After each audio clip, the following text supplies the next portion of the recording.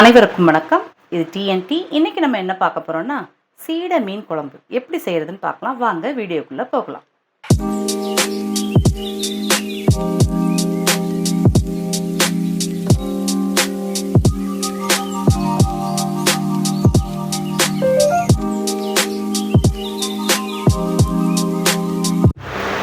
இப்போ இந்த சீடை மீன் குழம்புக்கு என்னென்ன மசாலா வச்சு என்னென்ன பொருள் வச்சு நம்ம ரெடி பண்ண போகிறோங்கிறத பார்ப்போம். அதுக்கு தேவையான பொருள் பார்க்கலாங்களா? புளி நான் சேர்த்துருக்கேன். இப்போ நாங்கள் 5-6 பேர் சாப்பிட்ற அளவுக்கு நல்ல ஒரு 2 தக்காளி அளவுக்கு, பெரிய தக்காளி அளவுக்கு நான் புளி எடுத்திருக்கேன். 2 புளி எடுத்திருக்கேன், 2 உருண்டை புளி. கருவேப்பிலை தாளிக்கிறதுக்கு நான் ஒரு 2 தக்காளி எடுத்திருக்கேன், மீடியம் சைஸு. கொத்தமல்லி, மாங்காய் வந்து நறுக்கி வச்சுருக்கேன். அப்புறம் வந்து ஒரே ஒரு வெங்காயம் பொடியை நறுக்கி வச்சுருக்கு தாளிக்கிறதுக்கு. இப்போ நம்ம இந்த குழம்பை வந்து பார்த்திங்கன்னா தேங்காய் எண்ணெயில் தான் தாளிக்க போகிறோம். தேங்காய் எண்ணெயில் தாளிக்கும் போது, ஏன்னா இது கிட்டத்தட்ட கேரளா மீன் மாதிரி இது ரொம்ப டேஸ்ட்டாக இருக்கும். மத்தி மீன் இருக்கும் இல்லையா, அதை மாதிரி. ஆனால் இது பெருசு, நிறைய முள் இருக்கும். ஆனால் நல்லா பெரியவங்க சாப்பிட்லாம். ஆனால் நல்லா கொழுப்பான மீன், ரொம்ப சத்தான மீன். இது குழம்பு தான் வச்சு சாப்பிட முடியும், ரொம்ப டேஸ்ட்டாக இருக்கும். இதுக்கு நம்ம என்ன மசாலா சேர்க்க போகிறோம்னா, நம்ம வீட்டில் அரைச்ச ஆனந்தி ஸ்பைசஸ், இந்த மிளகாத்தூள் தான் நாங்கள் விற்பனைக்கு செஞ்சுருக்கேன். இந்த மிளகாத்தூள் தான் நான் இதுக்கு சேர்த்து செய்ய போகிறேன் இந்த குழம்புக்கு. வாங்க எப்படி செய்யலாம்னு பார்ப்போம். இந்த மீன் சீடை மீன் சாப்பிட ருசியாக இருக்கும். ஆனால் முள் இருந்தாலும் குழம்பு வச்சு மாங்காய் போட்டு சாப்பிட்டா இந்த குழம்பு தண்ணி டேஸ்ட்டாக இருக்குங்க. இந்த குழம்பு இன்னும் வச்சு சாப்பிடுமான்னு இருக்கும். நல்லா இருக்கும் மீன், புது மீன், ஃப்ரெஷ்ஷான மீன். மறுநாளும் வச்சு சாப்பிடலாம். குழம்பு சூப்பராக இருக்கும், நல்லா இருக்கும். குழம்பு வச்சு சாப்பிட்டு பாருங்கள். இப்போ ஆய போகிறாங்க. மீனை பற்றி சொல்லிட்டாங்க இல்லையா அம்மா. அடுத்து இப்போ இந்த மீனை க்ளீன் பண்ணிவிட்டு குழம்பு வைக்கிறத பார்க்கலாம். ஏன்னா எண்ணெய்லாம் ரொம்ப தேவைப்படாது. இதுவே வந்து பார்த்திங்கன்னா கொழுப்பு மீன் மாதிரி தான் இருக்கும். உங்களுக்கு நல்லா மேலே மிதக்கும். டேஸ்ட் பார்த்திங்கன்னா அவ்வளோ சூப்பராக இருக்கும். வாங்க அடுத்து என்ன செய்யலாம். இப்போ இந்த மீனை க்ளீன் பண்ண போகிறாங்க. வாங்க. அருவாமனையில் தான் அம்மாவுக்கு பண்ண தெரியும், ஏன்னா கத்திலெல்லாம் பண்ண தெரியாது. அதனால தான் இதை பண்ணுறாங்க. காட்டுங்களா? செஞ்சு பார்த்திங்கன்னா எப்படி இருக்குது, நல்லா ஃப்ரெஷ்ஷாக, நல்லா சூப்பராக இருக்குது.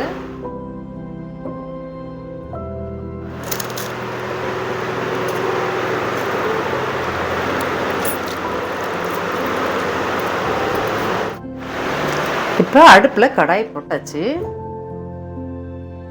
கடாயம் கொஞ்சம் சூடேறிடுச்சு. இப்போ நான் இதில் தேவைக்கு தேங்காய் எண்ணெய் சேர்த்துக்கிறேன். நான் ஒரு 2 புளிக்கரண்டி அளவுக்கு தேங்காய் எண்ணெய் சேர்த்துக்கிறேன். இப்போ கொஞ்சமாக கடுகு சேர்த்துக்கலாம். கடுகு சேர்த்துட்டு வெந்தயம் கொஞ்சம் சேர்த்துக்கிறேன். இப்போ வெங்காயம் பொடியை நறுக்கி வச்சுருக்கேன் இல்லையா, ஒரு சின்ன வெங்காயம், அதை சேர்த்துக்கலாம்.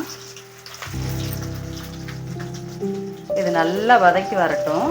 அதுக்குள்ளே இப்போ நம்ம என்ன செய்வோம்னா, ஒரு 2-3 வெங்காயம், பெரிய வெங்காயத்தில் ஒரு 2-3 வெங்காயம் இதை மாதிரி நறுக்கி வச்சுருக்கேன். நான் இதை மாதிரி நறுக்கி வச்சுருக்கேன்.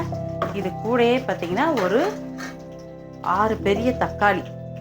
இந்த தக்காளியையும் வெங்காயத்தையும் ஒன்றா சேர்த்துட்டு, இது கூடயே கருவேப்பிலை வச்சுருக்கோம் இல்லையா, இந்த கருவேப்பிலையை இந்த தக்காளி வெங்காயத்துக்கூடையே போட்டுட்டு, அதே மாதிரி கொத்தமல்லி இருக்கு இல்லையா, கொத்தமல்லியும் இந்த வெங்காயம், தக்காளி, கொத்தமல்லி, கருவேப்பிலை இந்த ஜார்லேயே சேர்த்துட்டு கொஞ்சம் கொரகொரப்பாக அரைச்சி எடுத்துகிட்டு வந்துடலாம். இப்போ வெங்காயம் நல்லா முருகலாக வந்துருச்சு இல்லைங்களா, அதுக்கு தான் ஒரு சின்ன வெங்காயம் தான் நான் போட்டேன். நல்லா முருக, நல்லா வாசமாக வந்துருச்சு. இப்போ நம்ம நறுக்கி வச்ச ஒரு சின்ன குட்டி தக்காளி, 2 தக்காளி சேர்த்து சொன்னேன் இல்லையா, அதை சேர்த்துக்கலாம். அதையும் இது கூடயே நல்லா வதக்கிடுவோம். இந்த தேங்காய் எண்ணெயில் தாளிக்கிறது வாசனை பார்த்தீங்களா, ரொம்ப மணமாக இருக்குது.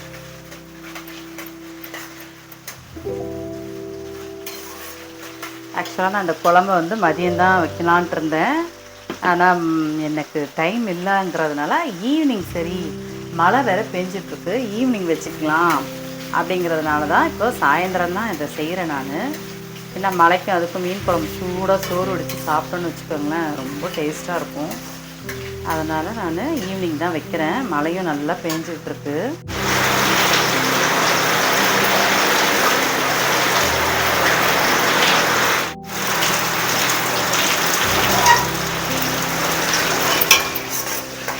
இப்போ தக்காளியும் நல்லா வதங்கிருச்சு எண்ணெயில்.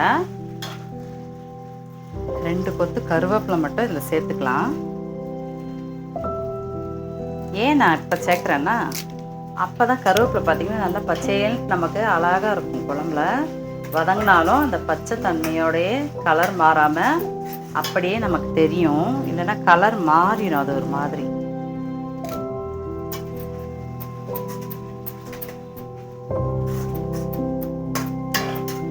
தேங்காய் எண்ணெய் வாசனைக்கு இதெல்லாம் ஒன்றுன்னா சேர்க்கும் போது வேறு வாசனையும், அந்த கருவேப்பிலை வெங்காயம் தக்காளியோட வாசனை ஒன்றுன்னா சேர்ந்து நல்லா அந்த வெந்தயம் வாசனை எல்லாம் சேர்ந்து சூப்பராக நமக்கு மணமாக வந்துட்டு இருக்கு.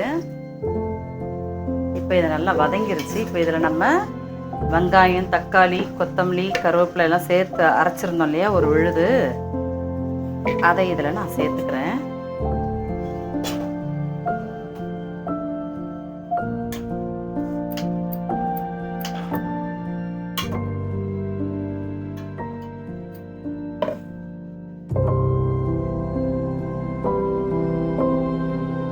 ஒரு 2 நிமிஷம் இதிலேயே நம்ம அப்படியே இந்த எண்ணெயிலேயே கொஞ்சம் வதக்கி விட்டுடலாம். 2 நிமிஷம் தான், ரொம்ப நேரம் வேண்டாம்.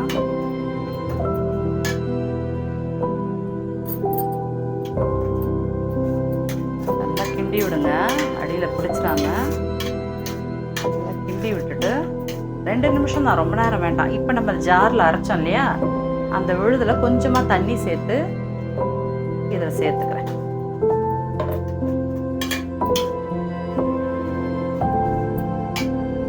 அடுத்து இதுக்கு தேவையான புளி எடுத்து வச்சுருக்கேன் இல்லையா, இப்போ இந்த புளி எடுத்து வச்சுருக்கோம் இல்லையா, இந்த புளி கரைச்சலை நான் நல்லா இதை புளியை நல்லா கரைச்சி இதில் சேர்த்துக்கிறேன். புளியை இதில் சேர்த்துக்கலாம்.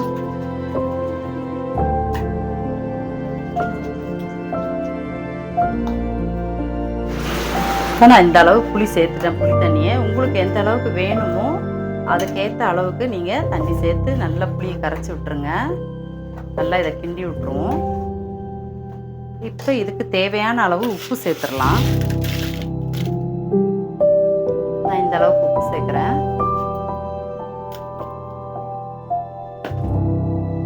அடுத்து இதுக்கு தேவையான மிளகாய் பொடிக்கு நம்ம வீட்டில் தயாரித்து விற்பனைக்கு வச்சுருக்கோம் இல்லையா, ஆனந்தி ஸ்பைசஸ், இந்த மிளகாத்தூளை இதில் சேர்த்துக்கிறேன். நான் குழம்பு மிளகாத்தூள் நான் இதில் ஒரு 3 டேபிள் ஸ்பூன் அளவுக்கு கணக்கு நான் அதில் சேர்த்துக்கிறேன். இந்த மிளகாத்தூளில் பார்த்தீங்கன்னா நான் குண்டு மிளகாய், நீட்டு மிளகாய், காஷ்மீரி மிளகாய், சுக்கு, சீரகம், மிளகு, மஞ்சள், அப்புறம் பெருங்காயப்பொடி, பருப்பு வகைகள், கடலைப்பருப்பு, துவரம்பருப்பு, இதெல்லாம் சேர்த்து ரொம்ப மனமாக ரொம்ப சூப்பராக அரைச்சிருக்கு.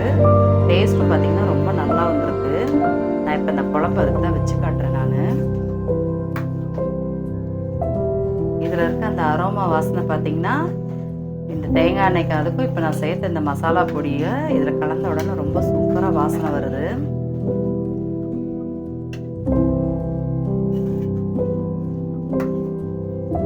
இன்னும் ஒரு 1/2 டேபிள் ஸ்பூன் அளவுக்கு நான் சேர்த்துக்கிறேன்.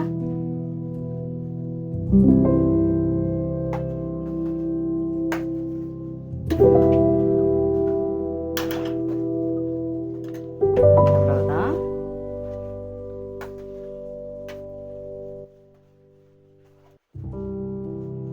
நல்லா குழம்பு கொதிக்கட்டும். காரம் உப்பு பார்த்துக்குங்க. உங்களுக்கு காரம் தேவையாக இருந்தால் இன்னும் 1/2 டேபிள் ஸ்பூன் கூட சேர்த்துக்கலாம் நீங்கள்.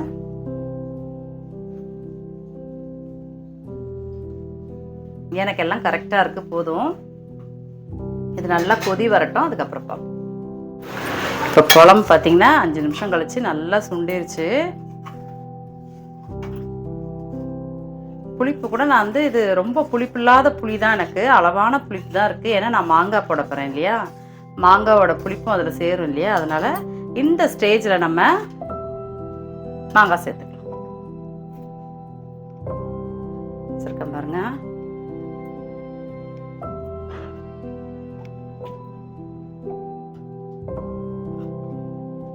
மாங்காவை சேர்த்துக்கலாம்.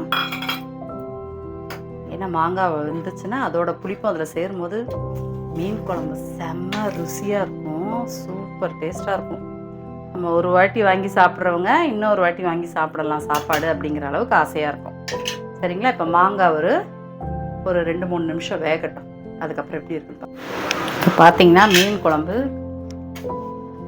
நல்லா சுண்டி வந்துருச்சு. உள்ளே போட்ட மாங்காவும் ஒரு 3/4 வந்தால் போதும், ரொம்ப வேக வைக்க வேண்டாம். இப்போ நான் அந்த மாங்காய் பார்த்தீங்களா நான் எப்படி போட்டிருக்கேன்ட்டு, ஒரு பக்கமாக இந்த மாம்பழம் சாப்பிட்ற அரியிற மாதிரி அரியக்கூடாது. அந்த உள்ள ஓடு இருக்கு இல்லையா, மாங்காவோட உள்ளே அந்த ஓடோடு சேர்த்து தான் நம்ம இதை அறுத்து போடணும். அப்போ தான் மாங்காய் குலையாது, இல்லைன்னா குழஞ்சிரும். மாங்காய் மீன் குழம்புல போட்டால் குழஞ்சிரும். அப்போ ரொம்ப புளிப்படிச்ச மாதிரி ஆயிரும். அப்படி இல்லாமல் இப்படி போட்டிங்கன்னா முழுசாக வருங்க எப்படி நிற்கிது பார்த்தீங்களா, இதை மாதிரி முழுசாக இருக்கும். அப்போ எடுத்து சாப்பிடும் போதும் நமக்கு கரெக்டாக இருக்கும். சரிங்களா? குழம்பு இப்போ நல்லா ரெடியாகி வந்துருச்சு. நம்ம மீனை இதில் போட்டுருவோம்.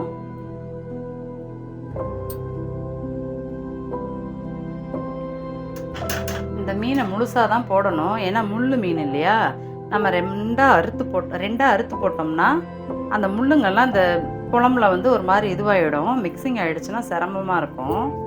ஆனால் குழந்தைங்களுக்குலாம் இதை பார்த்து தான் எடுத்து கொடுக்கணும், நம்ம தான் எடுத்து கொடுக்கணும். அவங்களாம் சாப்பிட்டுக்க முடியாது, பெரியவங்க நல்லா சாப்பிட்லாம். ஆனால் ரொம்ப சத்து இது. இது ஆக்சுவலாக ஒருத்தர் போட்டுக்கு போகிறவர் தான் கொண்டு வந்து எங்களுக்கு கொடுத்தாரு. எப்போவுமே அவர் முடிச்சுட்டு போகையில் அவங்களுக்கு கொடுக்குறத கொண்டு வந்து எங்களுக்கு கொடுத்துட்டு போயிடுவார் அவர்.